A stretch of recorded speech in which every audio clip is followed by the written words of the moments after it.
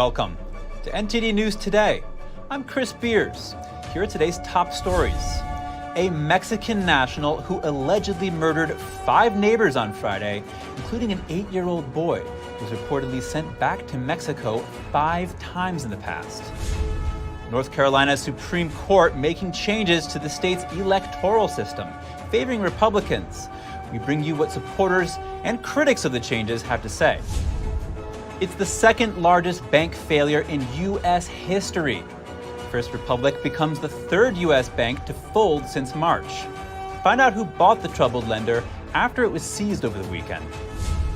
House Speaker Kevin McCarthy is on his first official trip abroad. Today he became the 2nd House Speaker ever to address the Israeli Knesset.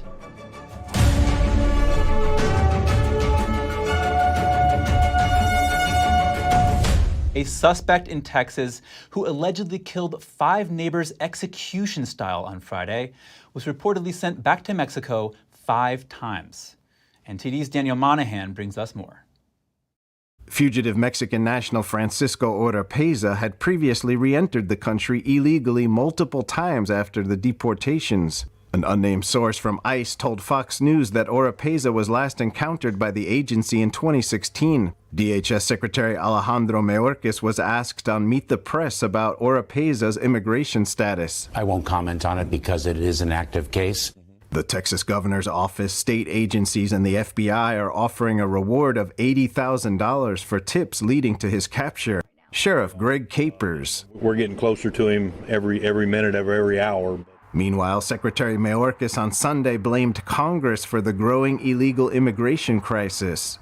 The president on day 1 delivered a solution. He delivered immigration reform legislation that we had hoped Congress would act on swiftly. They haven't. Mayorkas says the Biden administration is doing everything it can within a broken immigration system. The secretary added that the U.S. is seeing a level of migration that is unprecedented throughout the hemisphere. Mayorkas says the approach of the Biden administration is to build lawful pathways. That way, people can access humanitarian relief without having to take the dangerous journey from their home countries. He says such a policy cuts out the smugglers. Former acting ICE Director Tom Homan reacts to Mayorkas' testimony on the border. He can't possibly say the border's secure. You know, we're at 1.7 million gotaways since he's been secretary. While Representative Clay Higgins pointed an accusatory finger at Secretary Mayorkas as well. Millions of illegals enter our country. Millions under your watch. Loss of operational control of our border. Aligning DHS policy as an asset to Mexican cartel drug and human trafficking. In related news, the Department of Homeland Security says border detention facilities along the U.S. and Mexico border are above capacity. This comes as a growing number of migrants seek to come into the country after the COVID-era border restriction known as Title 42 comes to an end on May 11th. El Paso Mayor Oscar Leeser discussed the predicament. We're getting prepared now for what we call the unknown. And the unknown, it's what will happen after May 11th. When Title 42 ends, border authorities will no longer be able to quickly expel certain migrants. Daniel Monahan, NTD News. A border crisis rally was held in Austin, Texas on Saturday. It demanded declaring an invasion at the southern border and defining Mexican cartels as terror organizations. It also called for seizing cartel bank accounts and assets, and advocated for a Texas Border Defense Unit to protect Texans. It was dubbed the How Many More rally and posed questions like how many more Texas communities must see their hospitals and schools overrun by non-citizens, or how many more Americans must die from fentanyl poisoning, or how many more illegal immigrants must be drowned or murdered and see their children sold into slavery. Organization member Mark Meckler addressed the crowd. We have an existential crisis at our southern border. The state's being invaded, we're under assault, and it affects not just folks here in Texas, but the entire country. We talk about human trafficking. I don't think we have human trafficking in this country. We have modern day slavery in this country. We don't have an immigration problem in the United States. What we have is a slave trade problem. We have a drug trafficking problem. And it's directly related to the open border that we face. About a dozen speakers took to the stage over the course of the 3-hour rally. You can find the full broadcast on ntd.com. Texas residents got some unusual news from the FBI. A week-long nuclear training exercise is taking place in Houston from Monday to Friday this week. The FBI says the exercises are happening in Houston and Harris County and will not pose risks to area residents. The FBI warned people not to be alarmed by training-related activity and said they may see military personnel or aircraft and people in protective equipment. North Carolina's Supreme Court is making changes to the state's electoral system. Congressional districts and voting laws are being affected. Here's a summary. Conservatives have a 5-2 majority on North Carolina's newly elected Supreme Court. On Friday, the justices announced rulings, which many see as big wins for Republicans. First, they overturned a previous ruling against gerrymandered voting maps. The ruling is expected to make it easier for Republicans to gain seats in the narrowly divided U.S. House during the 2024 election. Under the current map, Democrats won 7 of the state's 14 congressional seats. Former U.S. Attorney General Eric Holder commented on the ruling, saying Republicans use their minority power to undermine democracy because too many of them fear that they can't win in a fair electoral system. They're afraid of the voters. However, Chief Justice Paul Newby disagrees, writing, "In its decision today, the court returns to its tradition of honoring the constitutional roles assigned to each branch. This case is not about partisan politics, but rather about realigning the proper roles of the judicial and legislative branches." The court also restored a 2018 voter ID law. North Carolina House Speaker Tim Moore said nearly 5 years after the voters of this state overwhelmingly voted in favor of photo ID at the polls, it has finally become the law of the land. The previous Supreme Court ruled that the law discriminated based on race. The state's justices also overturned a previous decision on when the voting rights of felons are restored. People convicted of felonies will now have to complete their probation or parole and pay any fines to qualify to vote again. President Biden's son Hunter appears in Arkansas court today regarding a 2019 paternity dispute. But the hearing has turned into a battle over his overseas business dealings and finances. This issue came to a head last week when the mother of one of his children asked an Arkansas judge to hold him in contempt and send him to jail. She says he is ignoring court orders requiring him to turn over documents about his finances. Meanwhile, the Justice Department is also investigating Hunter Biden's taxes and finances, but he hasn't been charged.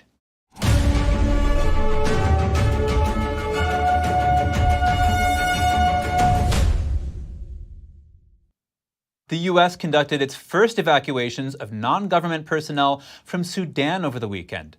Hundreds of Americans were able to reach a seaport after completing a dangerous land journey. NTD's Daniel Monahan brings us more. American drones provided armed overwatch for a bus convoy. It was carrying 200 to 300 Americans over 500 miles to Port Sudan. U.S. troops carried out security checks at the port and registered those who had fled the fighting. The evacuees were then welcomed on board a U.S. vessel.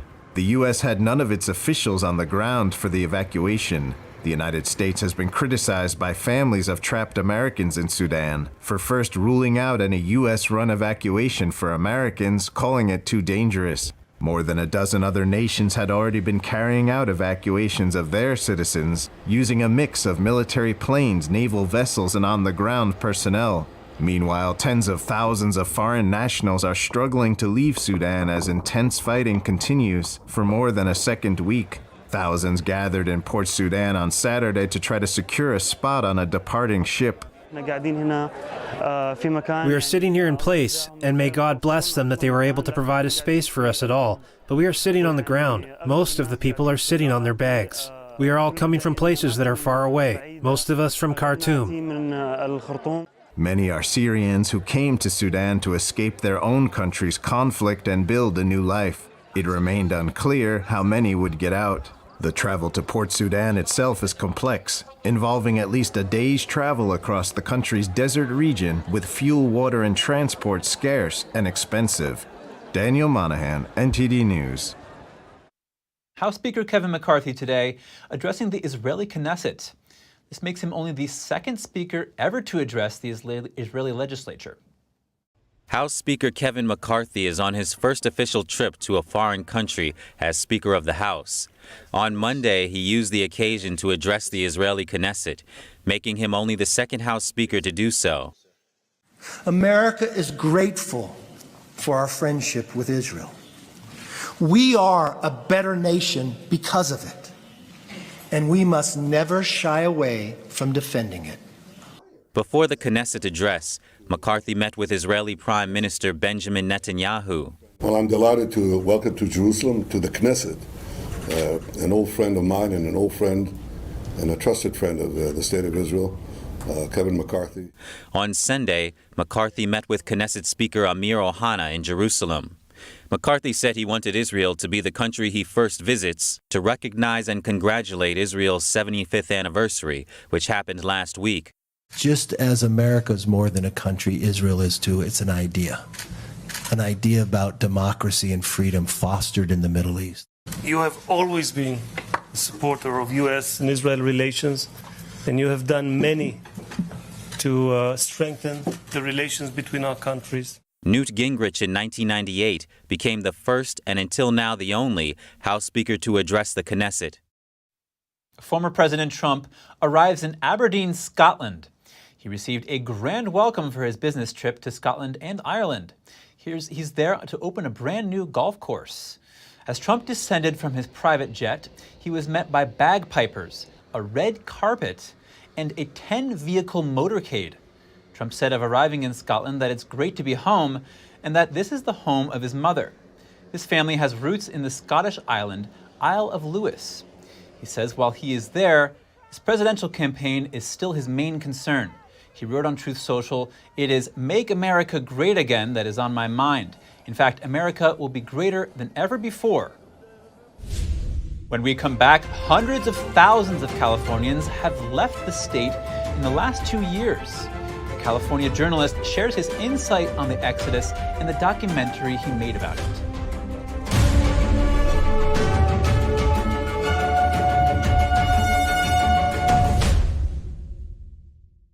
Henry Repeating Arms manufactures a line of classic American-made rifles and shotguns. With over 200 models to choose from and a wide variety of finishes and calibers, there's a Henry that's right for you. Every purchase is backed by our lifetime warranty and award-winning customer service. We invite you to order a copy of our free catalog and decals. Simply call the number on your screen or visit henryusa.com. That's henryusa.com. Life doesn't always give you time to change the outcome. Prediabetes does. 1 in 3 adults has prediabetes, but with early diagnosis, prediabetes can be reversed. And you can change the outcome. Take the 1-minute prediabetes risk test today. Go to doihaveprediabetes.org.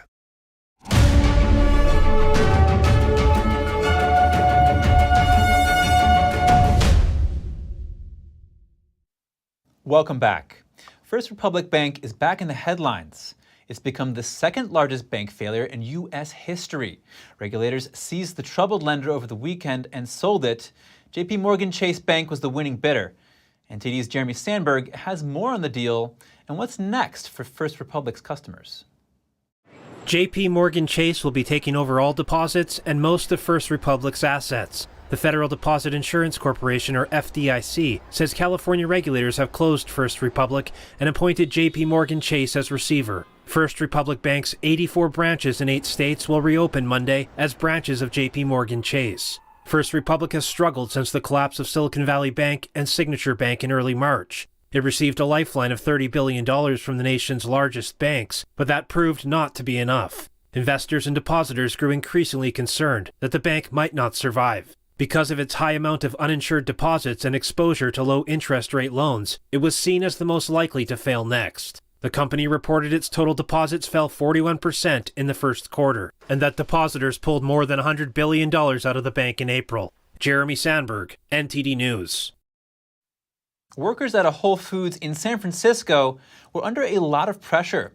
This before the crime-ravaged store threw in the towel after just over a year in business.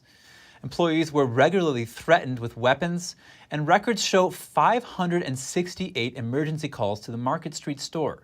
Fox News reported the calls included vagrants fighting, throwing food, and even attempting to defecate on the floor. One call said, "Male with machete is back." Another said security guard was just assaulted. Yet another call reported that security guards at the store were assaulted by a man armed with a knife, who then sprayed employees with a fire extinguisher. Speaking of California, about 700,000 people moved out of the state in the last 2 years. Sia Karami, host of California Insider, explores the reasons why in his new documentary, Leaving California, The Untold Story. The film was just released last week. I spoke with him to see what he learned.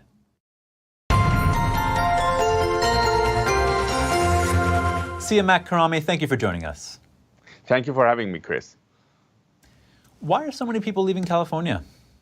Well, this is why we made this documentary. We actually saw that a lot of people are leaving the state, so we went on the ground to actually look into what are the main reasons. And there's reasons like housing cost, cost of living, crime, homelessness, and public education. Businesses, it's very hard for them to do business here. There's a lot of regulations.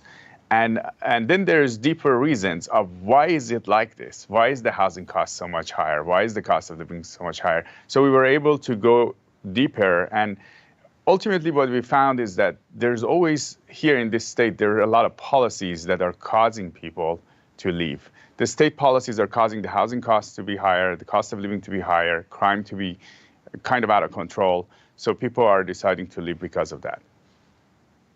So where is this state headed if all this goes unchecked? Well, this is what is alarming, that the state is continuing to go in this direction from what we've been hearing outside of the documentary. And while we were making the documentary, we've been hearing from state leaders that are in touch with the legislative body that the laws are still continuing on the path that they've been going in the last 10, 15 years. And if it continues, probably the exodus could accelerate, and more people may be leaving, and we may end up in a situation where we have two classes, rich and poor. California has just an enormous influence on the rest of the country. How's what's going on there affecting other states? Well, this is what also we found, is that these policies are actually coming to the rest of the other states. And what happens is California wants to be the leader of the world, not just the U.S., the leader of the world. And because we have a lot of innovation, we have a lot of talent here, we lead in the technology space, we lead in a lot of different industries. At the same time, the government leaders, they want to have all these policies implemented across the board, across the nation and the world. So California has a tremendous amount of influence over the rest of the country, and these policies may come to other states because on the surface, these policies sound really nice. But when they are implemented, unfortunately, they have unintended consequences, as we see in California. At the end of the movie, there was a guy named Zach, and when I watched this part of the movie, it was really quite moving to me. Maybe you can tell us a bit about what he does and why people like him give you hope for the future of California. So Zach is actually somebody that is going out there in California. He's going to different parks, different places. He's trying to find homeless people, and he's trying to build a relationship with them and find out why they became homeless. And then spend a lot of time and effort on this relationship so that they can tell him where their pain is. And then he helps them to deal with that pain so that they can stand up on their feet. So he goes out there every week on a regular basis. He's not getting paid by anybody. He's just doing it out of his own heart. And he's built a team, and he's just doing that. And he's going to the root cause of it, which was very touching and inspiring. And no help from the government, and just on his own, and not doing it for money or any other reasons. Yeah, I can see why people like him would definitely give you hope. Hopefully there's a lot more people like him out there. Sia Karami, producer of Leaving California and host of California Insider, thank you. Thank you so much, Chris. To watch CMAX Epoch original Leaving California, you can visit leavingcamovie.com. You can also subscribe to Epoch TV to access all Epoch originals, shows, movies, and other great content.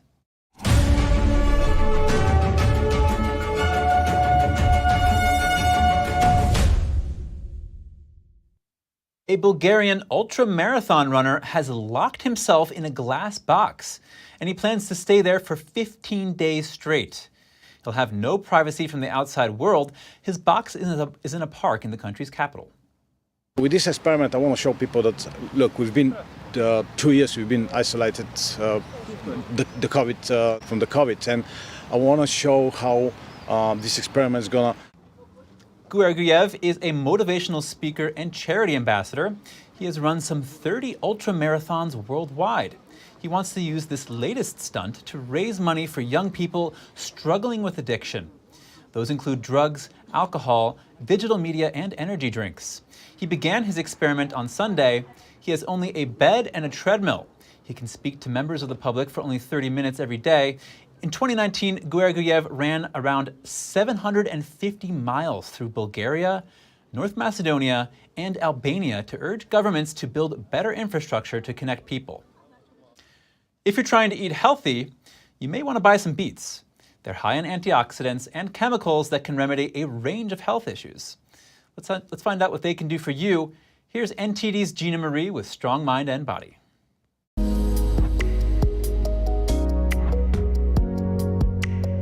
The humble beetroot is worth adding to your grocery store cart. This root vegetable is packed with nutritional and medicinal benefits. Here are 10 evidence-based benefits of beetroot worth considering. Number 1, it lowers high blood pressure. Drinking a cup of beetroot juice each day could significantly lower blood pressure in hypertensive individuals. Number 2, increases physical stamina. Supplementation with beetroot powder or juice benefits athletic performance and increases physical stamina. Number 3, may help to control blood sugar and weight. Beetroot powder may help you to maintain a healthy weight by supporting healthy blood sugar levels. When blood sugar is stable, it's easier to control your weight. Number 4, improves brain function. Beetroot powder and beet juice may help fight the progression of dementia by increasing blood flow and promoting proper circulation. Number 5, prevents cancer. Beets are highly nutritious and rich in potent antioxidants. Researchers have linked the anthocyanins found in beets to the prevention of cancer. Number 6, improves digestion. Beetroot is high in fiber and promotes the growth of healthy bacteria in your gut.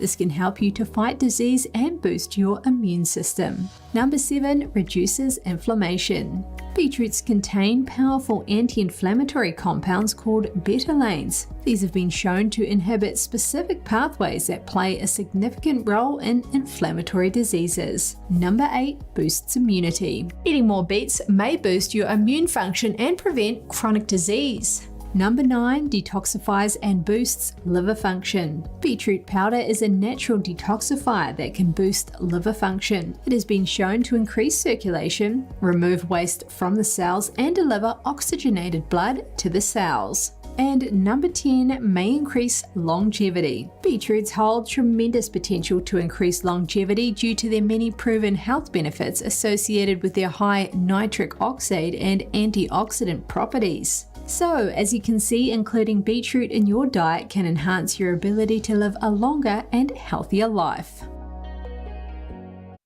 It's a special day for one of New York's renowned landmarks, the Empire State Building. It first opened 82 years ago and was the tallest building in the world for 40 of those years. The 102-story tower was built in only 14 months on the site of the former Waldorf Astoria Hotel. As many as 3,400 workers built up to 4.5 floors per week. The skyscraper was built as America suffered from the economic crunch of the Great Depression. Even though it's been surpassed in height by buildings across the world and isn't even among the top 3 tallest buildings in New York anymore, it remains a top tourist attraction. It was named the top tourist attraction at the TripAdvisor Traveler's Choice Awards. A 7th grader has become a hero. He took control of his school bus when the driver suffered a medical emergency. Here's security camera footage showing the event in Warren, Michigan. The video was released by Warren Consolidated Schools. First, the bus driver radios in that she's feeling dizzy, and then she has a medical emergency. 13-year-old Dylan Reeves can then be seen springing into action, taking control of the steering wheel and putting his foot on the brake. He then calls out to his fellow students to call emergency services. Drivers nearby who witnessed the incident helped the students safely get off the bus. According to local reports, the bus driver has been hospitalized. Thank you for tuning in today. If you'd like to share any news tips or feedback for the show, please feel free to email us at news.today@ntd.com. I'm Chris Beers, and you're watching NTD News, New York City.